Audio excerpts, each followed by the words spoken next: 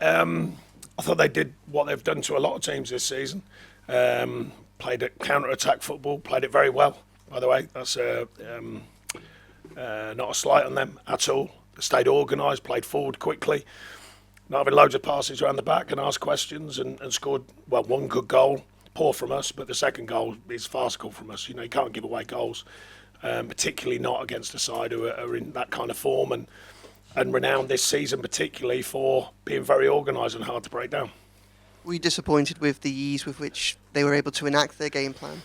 I was disappointed in simply because the first half our players did the opposite of what we told them, which is very frustrating as a manager, trust me, and as a team of coaches. And I've told them that because we analysed it, we looked at the things that we wanted to do, and didn't offer anything that we expected us to deliver, and got done with a poor goal from us defensively, which is unusual lately, I will say that.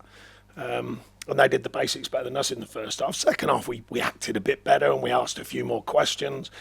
Didn't really open them up, but by then they're 2-0 up after a soft goal, and they've shown this season they're hard to open up when they were in front.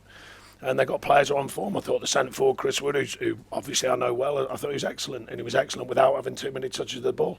But his commitment to it, his work ethic, his desire, and he gets himself another goal. What was it that you were hoping to see that you didn't see in that first half? Playing quickly, playing with tempo, playing quickly, playing forwards quickly, stretching the back four as it happened. I know it changed just for, well, it looked like it changed. Maybe they were going to fall. It looked like it changed with an injury. And asking as many questions by playing quickly and playing a tempo game. And we didn't. We went completely the opposite, played slowly, rolled it at the back, went pointlessly at times. And then it was just too method bound. You know, there wasn't enough questions. And I mean, the madness of football is Illy does a brilliant bit of skill, and if he slings one in the corner, unfortunately it's it over, but you know, you never know, it's different then. Jared has half a shout for a penalty. I've seen it back. It's one of them weird ones. Outside the box it gets given, inside the box it doesn't. We can never work out that. But you've got to get on the right side of the margins. We have done better recently, and it's a really frustrating one without a shadow of a doubt today, particularly the first half. You've done so much, and we've seen it this month, to improve the side defensively. Obviously, you've had to sacrifice going forward as a result of that. In terms of answering the question of how you kind of find a little bit more creativity going forward, a few more answers to the goal-scoring issues, do you think the answers lie within the squad? Would that be your priority if there is anything they in January? Rely within the squad at this time, because we are what we are. I don't know about the January situation. I know you'll keep asking me, but it depends on PSR. It's not about, and there's no trouble with it. I made that clear once again. But we've still got rules and regulations like everyone will have this window. You know, the last one was lower. The one before that, last Christmas, was lower. This one probably will be lower for everyone. We don't know yet. But no, you want to answer it in-house. You know, we've got players who I think can answer it. And we step forward, and then we step back to the beginning again. And that's the most frustrating thing. You know, when I spoke to the players about growing, and when you grow from confidence, you grow from belief. I don't know, it's strange, we do, and then we just go back to the start point again, and then we have to rebuild it again, and we've done that today, and it's incredibly frustrating how we keep repeating that cycle. It's my job and my staff's job to continually look at ways of breaking it, and that's what we continue to do. And just on Dwight and Seamus, any chance for an update on those? Seamus is well, we'll wait and see, but it's early days yet. Dwight, we're hopeful that it's settling down and not going to be too long. Hi Sean, good to see you again. Hi. Just on Iliman Ndiaye as well, he has had a great start to the season despite the results today. How impressed are you that he's settled into Premier League football, given the fact that within the last 4 years he was playing at Boreham Wood? Because it's been fantastic to see his growth and development. Yeah, well, he's done well since pre-season to learn about what it is, and I thought he stuck at it yesterday. I thought Oral stuck at it as well, trying to probe, trying to ask questions. He has put a couple of great crosses in, others he didn't. But, you know, these are players learning, developing, and Illy's been the one who's taken to it the most.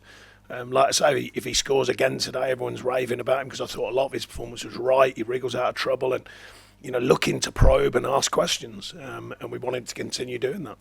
And then when you're looking at someone like Jesper Lindstrom, who's also come in this season as well, he's played in various positions across the front three, minus the striker. Where do you see him settling into this team? Because he came on. Yeah, I mean, it's similar to Illy. You know, we think they can be used in different ways. We've tried to use them in different ways for any different situation. But I think a lot of his work will come from the wide areas. We'll wait and see. Brilliant, thanks.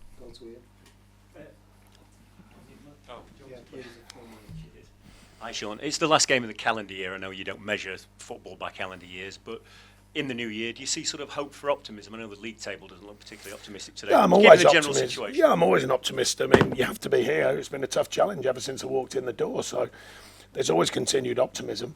And I think we've shown signs of that recently. 5 or 6 games ago, everyone's saying this is almost, by the wording, suggesting we're going to get nothing out of the run. We have got something out of the run, and probably more than some expected. Not that myself, I said all runs are difficult in the Premier League. I made that clear. You have to play them all home and away, blah, blah, blah, all the rest of it. I say with good reason. And we've just played Nottingham Forest, who at the beginning of the season weren't very fancy. Well, look where they are. So, that's why I say it's a tough division.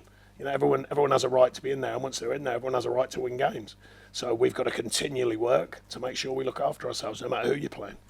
And just in terms of the sort of off-field stuff and the stability, do you feel like, as opposed to a year ago, do you feel like a lot more optimism about the off-field stuff and the stability? Well, it's early, but the fact that the new owners are coming in and they're speaking about stability, they're speaking about putting the club back where it belongs, but they're also speaking about time. I think they're aware that it's a challenging situation to get right and to grow and to build.